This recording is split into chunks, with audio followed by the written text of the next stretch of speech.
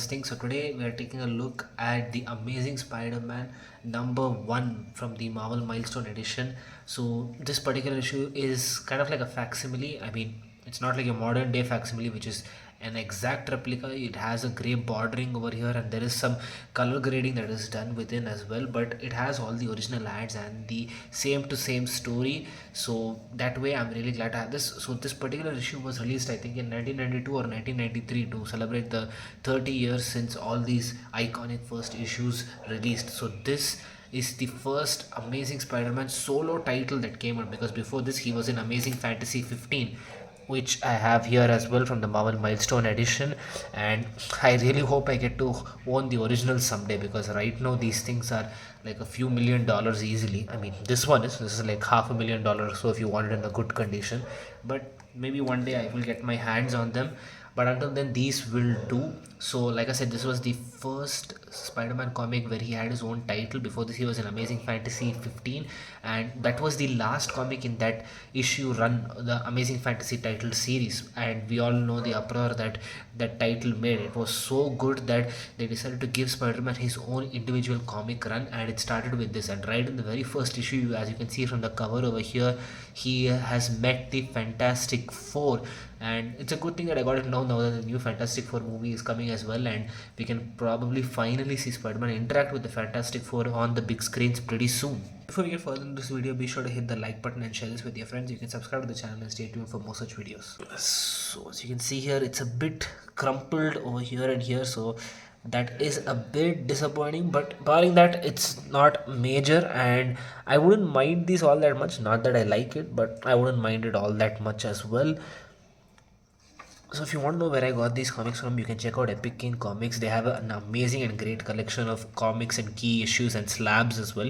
I'll put the link in the description below. So as you can see here, we have Spider-Man Freak, Public Menace, and this is where we get the first appearance of J. Jonah Jameson, the guy who runs the Daily Bugle and is always running a hate campaign against Spider-Man.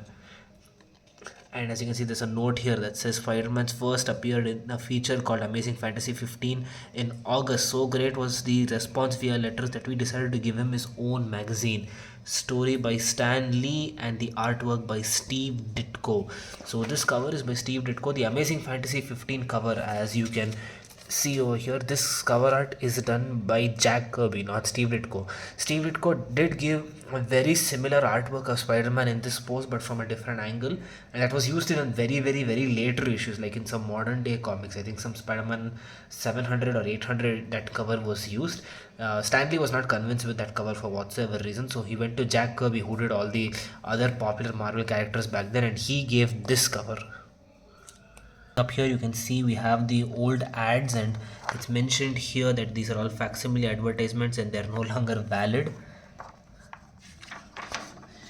And we get a small recap of the Amazing Fantasy 15 here, because back then, unlike today, you didn't have the internet and you had no social media, so you couldn't quickly go to refer to these images somewhere. So you either had to have bought the book or read it somewhere, otherwise you gotta get recaps like this, which is repeated in many issues in the early years. And so as you can see here, Spider-Man decides to start doing shows again to earn, because Uncle Ben is dead and now there is no breadwinner in their house, and so they're short of funds. So Spider-Man decides to do shows to earn money. But as we can see here, J. Jonah Jameson starts his hate campaign, putting Spider-Man out of business.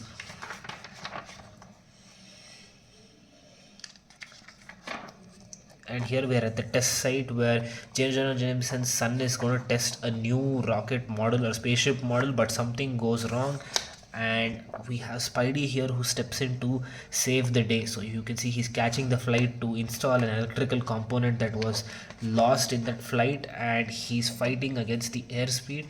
And these are the kind of color gradings I'm talking about that's different. As you can see, this is darker yellow, this is light yellow, and if I'm not wrong, in the original comics this was not blue. It was not red and blue, it was actually red and purple that Spider-Man's suit was. Even though in the cover appearances it would be blue, in the comics it was actually red and purple that his suit color would be. And yes, Spider-Man does help save J. Jonah Jameson's son, but he still twists the story into saying that Spider-Man was the cause of all this recklessness and Peter is troubled.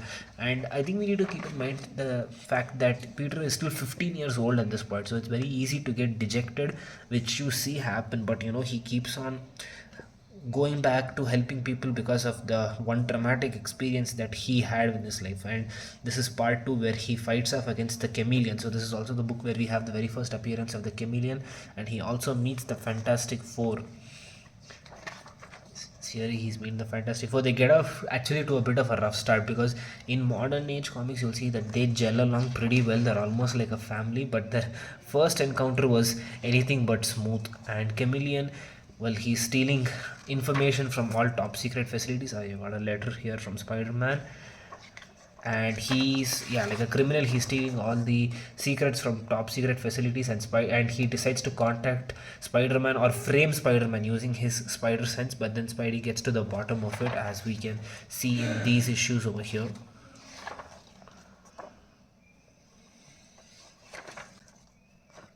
Alright, so I have the comics back in the board and the cover over here, as you can see, and I have it next to the AF-15. So these two are my most prized possessions right now, even though they are just facsimiles and they have a little creases here and there. That's fine, because this is the closest I am ever going to get to having a single issue copy of these amazing stories in my hand anytime soon. There are a lot of different reprints, but these are pretty much like facsimiles, so I'm very glad to have them, and I will definitely get these someday.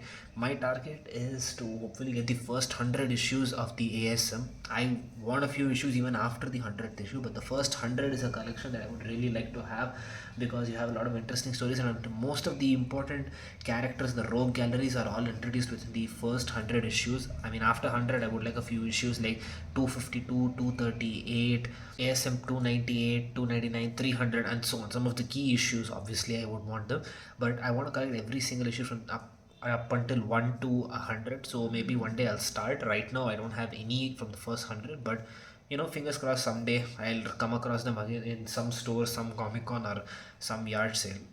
So let me know your thoughts about this book in the comments below, and which ASM comics you have, and I will catch you guys next time.